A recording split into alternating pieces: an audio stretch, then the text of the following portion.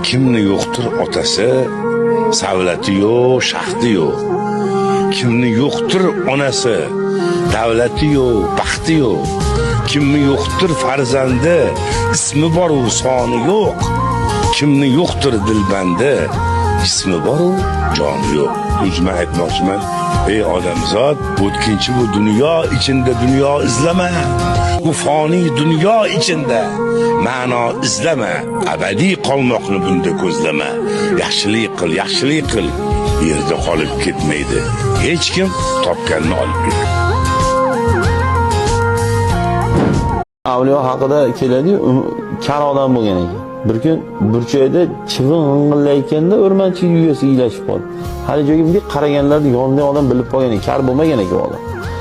O'sha xonadonda o'tirib hech kim eshitmagan ovozni eshitadigan darajada quloq zo'r eshitar ekan. Lekin hamma kar deb o'ylar ekan. Shunda sirni aytasi turib olgan ekan. U kishi attor bo'lgan ekan. Ya'ni atir sotadigan atropa. Bir ayol kelib atir olaman deb do'koniga shunday kelganda orqasidan yel chiqib ketgan ekan.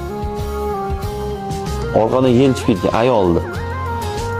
Hali ayol qizarib, bo'zarib, xijolat bo'lib endi kelib qo'ygan, hali yel chiqib ketdi. Qizari hali nimadan bitta narsani atir so'raganda balandroq gapiring degan ekan. Keyin yana qattiqroq gapiring degan ekan. Yana ham qattiqroq gapiring. Rosa baqirib gapirganda, ha, mana deb olib berganda hali ayol shunaqangi xursand ketgan ekan, buni eshitmabdi deb. O'sha ayolni xijolat bo'lmasligi uchun umrbod o'zini kar qila olib yurgan ekan. Ana islom, ana iymon, ana musulmon, ana odam.